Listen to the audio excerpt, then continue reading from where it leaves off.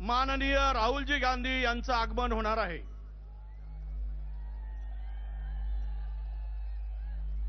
यानंतर माननीय उद्धवजी ठाकरे साहेब, माननीय शरद पवार साहेब, स्टॅलिन साहेब, इंडिया आघाडीचे जवळपास 15 घटक पक्षाचे नेते या मंचावर येणार आहेत आणि ही वज्रमूठ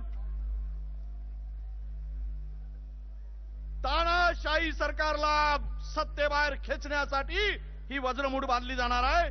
आपल्या सर्वांना विनंती आहे की आपण जरा उभे आहात आणि तास उभे राहू शकणार नाही, मीडियाला त्रास होतो आहे, जरा आमची विनंती आपण मान्य करा आणि जरा मागे थोडं जाऊन बसलात तर तुम्हालाही आराम मिळेल आणि माननीय नेत्यांचे भाषण सुद्धा आपल्याला अगदी शांतपणे आणि आरामशीर ऐकता येईल।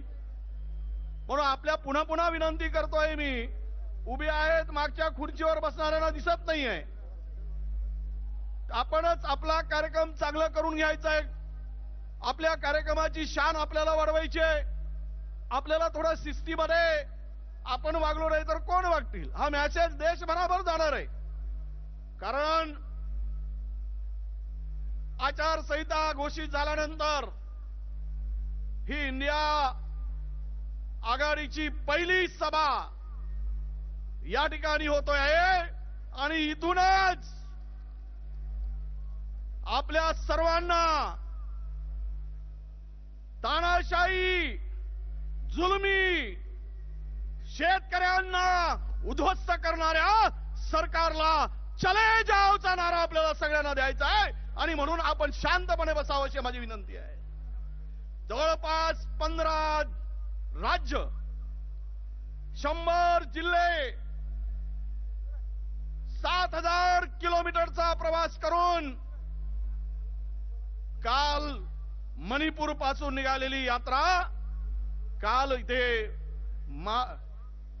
चैत्यभूमीवर बाबासाहेब, परमपूज्य बाबासाहेब आंबेडकरांना अभिवादन करून त्या यात्रेचा समारोप झालेला आहे। तुम्ही बघताय या महाराष्ट्राच्या भूमीमध्ये मी नेहमी म्हणतोय की 2 राजे या भूमीमध्ये असे होऊन गेले की चंद्र सूर्य असेपर्यंत या दोनही राजांचं नाव असणार आहे, ते म्हणजे एक छत्रपती शिवाजी महाराज आणि दुसरे परमपूज्य डॉक्टर बाबासाहेब आंबेडकर।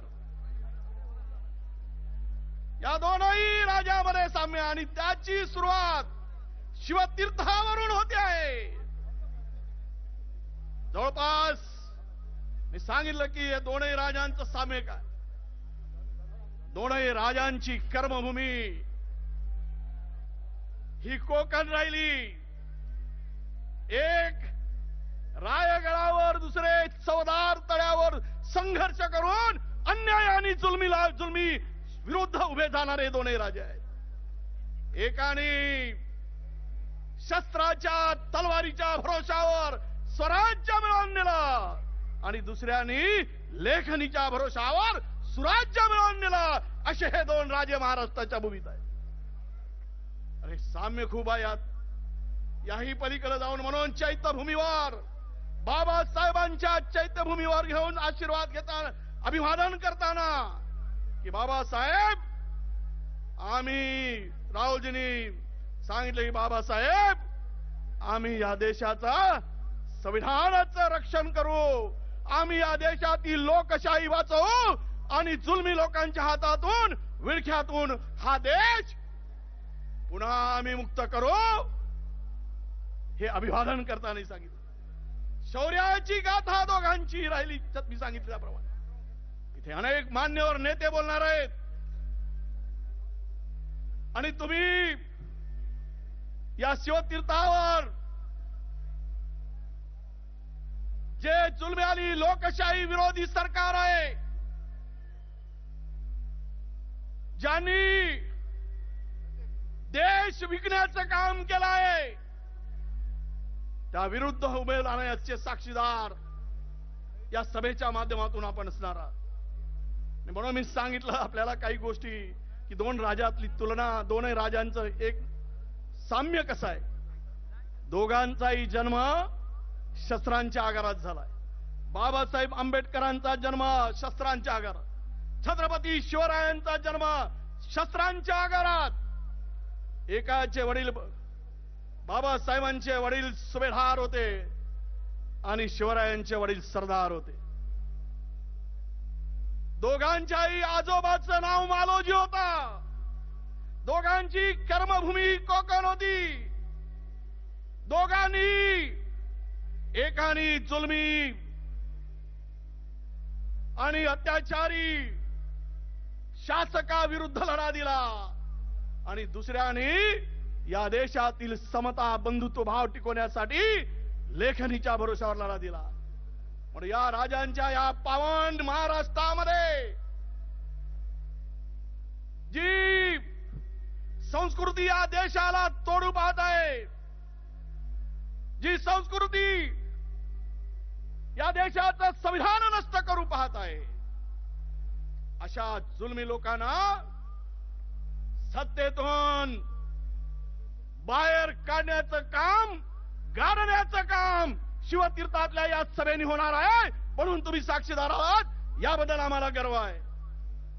मित्रांनो, काही वेळामध्ये मी सांगितलं की छत्रपती शिवरायांच्या पूर्णाकृती पुतळ्याला मालार्पण करून माननीय राहुलजी या ठिकाणी येणार आहे. ही न्याय यात्रा, ही यात्रा नव्हती तर ही जनयात्रा होती. एका तपस्वी व्यक्तीने हा देश उभं करण्यासाठी, या देशाच्या संरक्षणासाठी, संविधान संरक्षणासाठी, या देशाच्या लोकशाही वाचवण्यासाठी जीवाची पर्वा न करता या देशातील जे विष पेरल्या जात आहे ते विष स्वतः प्राशन करून हा देश पुढे नेण्यासाठी हा आमचा तपस्वी नेता हे या ठिकाणी इतका लांब प्रवास, प्रचार यात्रा करून तुमच्या समोर तुम्हाला शक्ती देण्यासाठी त्यांचा मार्गदर्शन या ठिकाणी होणार आहे. म्हणून मी आपल्याला या ठिकाणी मी विनंती करतो की चंपैया सोरेन साहेब आले, त्यांचं स्वागत करतो आणि सीएम झारखंड जी आपल्या सर्वांना मार्गदर्शन करतील अशी मी त्यांना विनंती करतो. धन्यवाद. जरा जोरात टाळ्या होऊ